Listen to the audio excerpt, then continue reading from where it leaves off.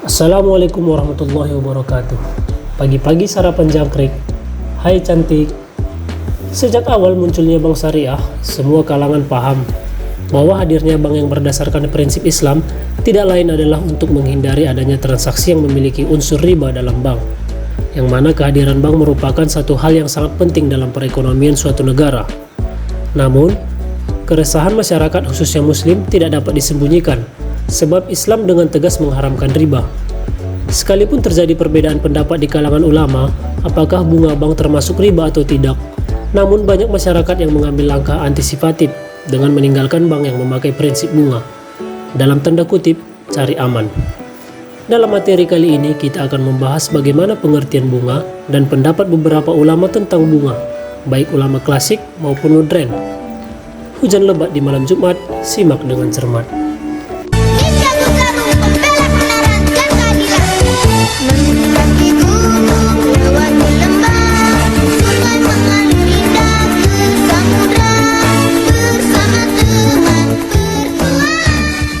Pembahasan pertama, pengertian bunga. Menurut bahasa asing, bunga adalah interest. Secara istilah, bunga adalah tanggungan pada pinjaman uang, yang biasanya dinyatakan dengan persentase dari uang yang dipinjamkan. Pendapat lain menyatakan bahwa interest atau bunga yaitu sejumlah uang yang dibayar atau dikalkulasi untuk penggunaan modal.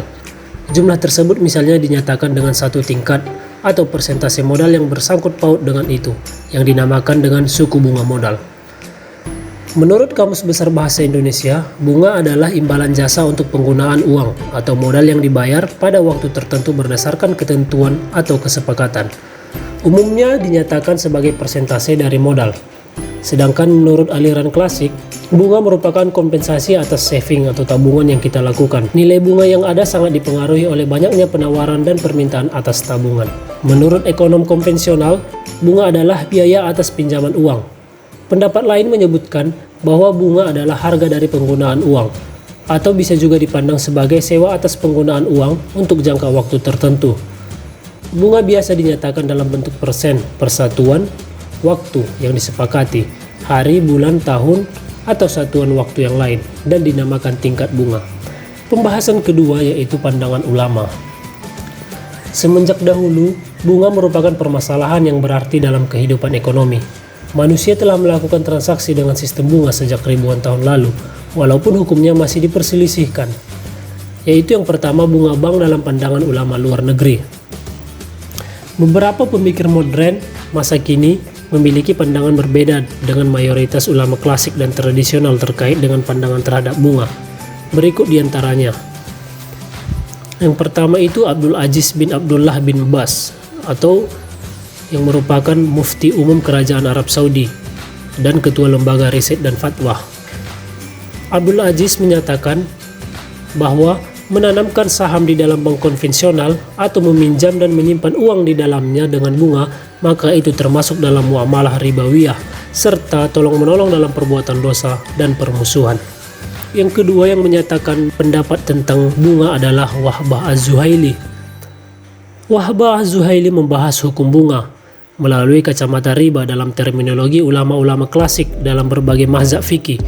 Menurutnya, apabila standar riba yang digunakan adalah pandangan mazhab fikih klasik, maka bunga bank termasuk riba nasiah, karena menurutnya bunga bank itu termasuk kelebihan uang tanpa imbalan dari pihak penerima dengan menggunakan tenggang waktu. Bunga bank dalam pandangan ulama dalam negeri. Yang pertama yaitu Profesor Dr. Hamka. Pandangan beliau terkait dengan hukum bunga, khususnya di bank, tidaklah hitam putih. Riba memiliki arti tambahan, maka baik tambahan itu berlipat ganda maupun tambahan dari 10 menjadi 11 atau tambahan 6%, itu semua disebut riba juga. Karena itu meminjam uang dari bank dengan bunga adalah riba, menyimpan uang dengan bunga juga berarti riba. Selanjutnya yaitu yang kedua ulama dalam negeri yang berpendapat tentang riba adalah Dr. Muhammad Hatta, yang merupakan Bapak Koperasi Indonesia. Beliau berpendapat bahwa membahas bunga di dalam transaksi pinjam-meminjam uang haruslah dibedakan alokasi penggunaannya, yaitu untuk kegiatan produktif atau konsumtif. Ketika uang pinjaman digunakan untuk kegiatan produktif, maka Hatta mengidentikannya dengan faktor produksi. Jadi, sudah sewajarnya jika peminjam memberikan kompensasi atas penggunaan uang tersebut berupa bunga, karena peminjam sudah menggunakan uang tersebut untuk kegiatan produktif dan menghasilkan keuntungan. Sehingga tidak adil jika ia tidak memberikan hak kepada pemberi pinjaman berupa bunga atas sejumlah uang yang dipinjamkannya. Pada kondisi lain, pada pinjaman yang digunakan untuk kegiatan konsumtif dipandang kurang tepat atau kurang etis, karena peminjam biasanya berasal dari masyarakat miskin yang meminjam uang untuk memenuhi kebutuhan pokok hidupnya.